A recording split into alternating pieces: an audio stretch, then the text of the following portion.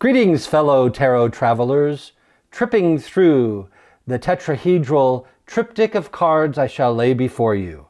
I'm Tarot Torch, and today we are going to talk about the Indonesian volcano tsunami that occurred on December 21st, 2018. Now, I know that happened a short while ago, but the earthquakes and the volcanism has not stopped. And today, I do not have an Indonesian card deck, but as you recollect, there was a very large tsunami that hit Thailand recently, and I'll be discussing that shortly. And so today we'll be using the Siamese Tarot. This is a deck that's imported from Thailand, and it takes a long time for it to ship here to America when finally it's ordered. But it's worth every minute of the wait. And I want you all to know that a tsunami struck the Indonesian coastline without warning Saturday night. Hundreds are dead or injured, and more than 24 remain missing. More deadly tsunamis could strike the Indonesian coastline in the coming days, authorities warn, as the volcano that triggered the weekend's devastating wave continues to erupt.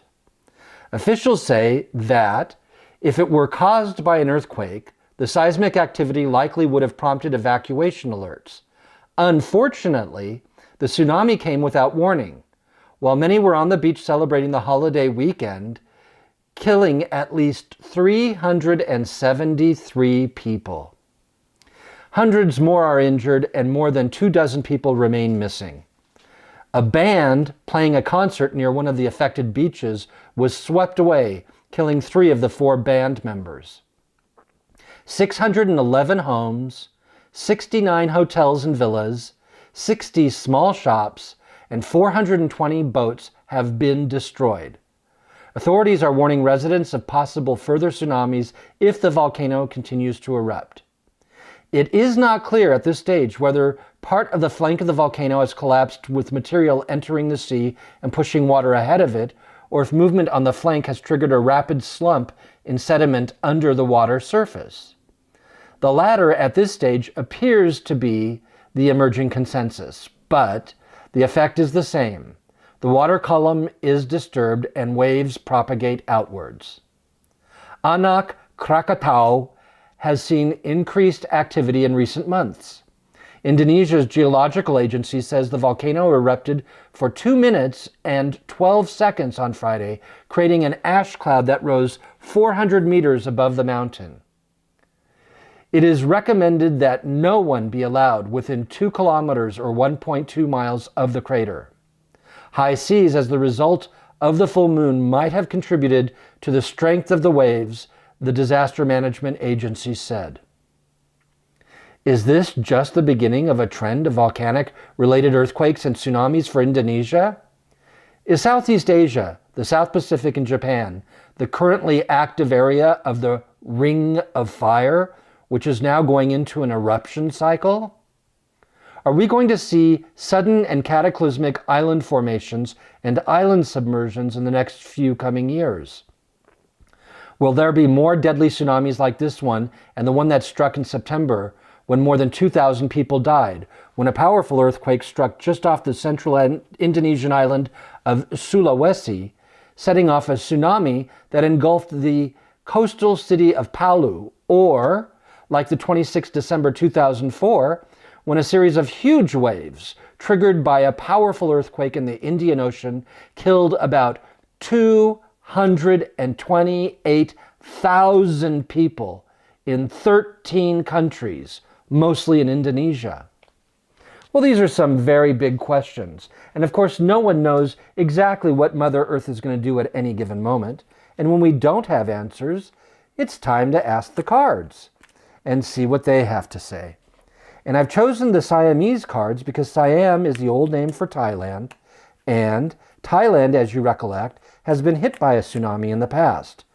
And this whole region of Thailand and Indonesia, neighboring countries, is the area being affected currently in the Ring of Fire. In fact, we know more about that huge earthquake volcanic tsunami, and the entire island seems to have collapsed quite a bit because the crater seems to have fallen upon itself.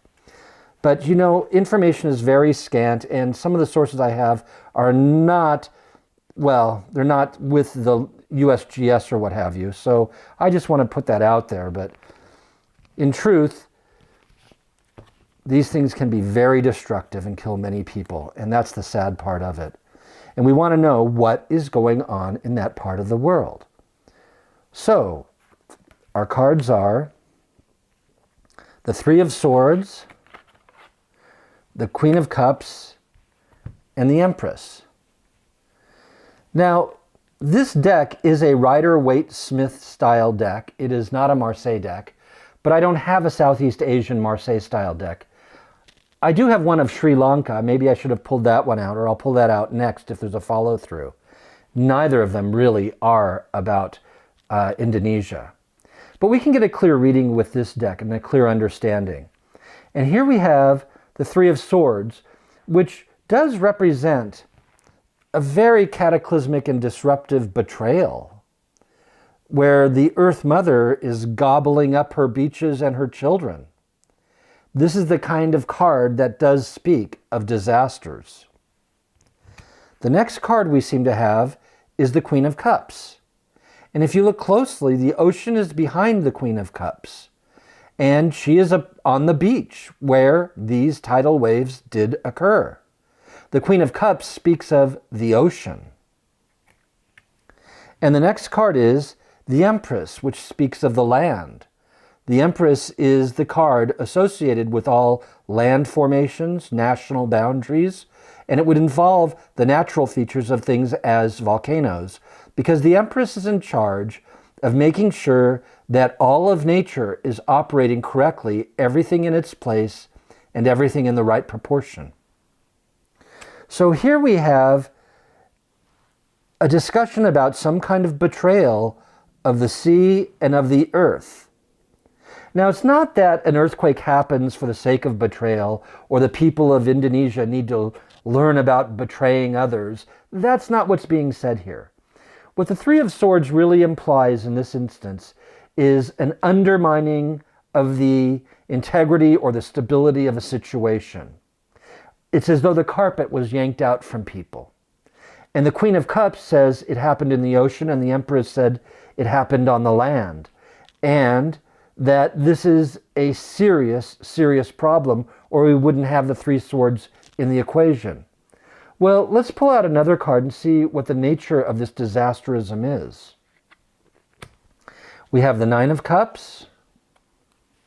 We have the Hierophant. Well, let me pull these cards down so they're in everybody's view, and I'll discuss each one individually. The Nine of Cups is called, in the Rider-Waite system, the wish card. And it's whatever you want, you get, but you may have to pay the bill later.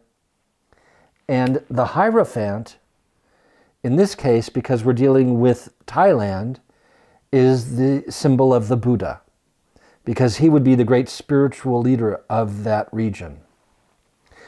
Buddhism being the national religion of Thailand.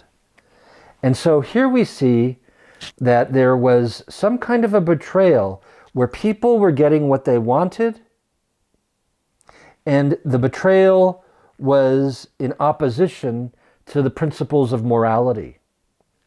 Well, if we examine more closely the region of Indonesia that was hit so hard by this tsunami and earthquake, people talk a lot about the fishing boats going out and the fishing fleets being ruined.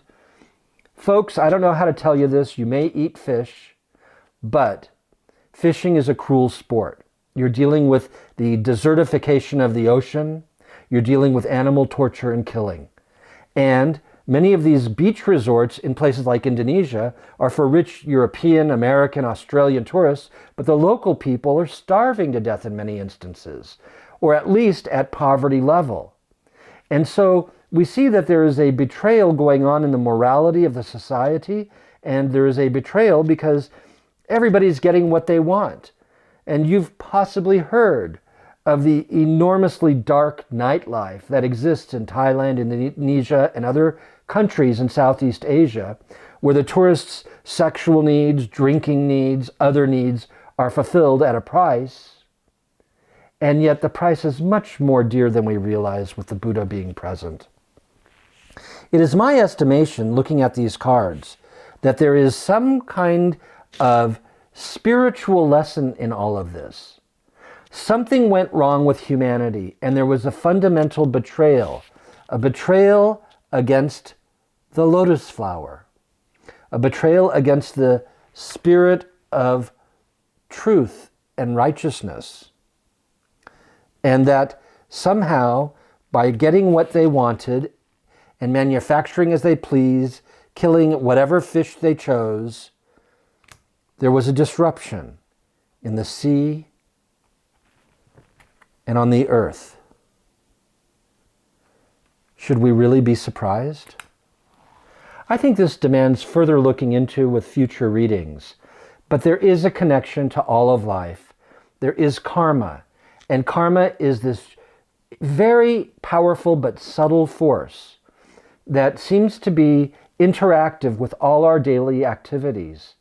And when a nation as a whole goes in the wrong direction, or when the economy as a whole seems to be serving the wrong interests, and people are going in the wrong direction, the only thing that can happen in the court of the moon and the stars is justice through the earth.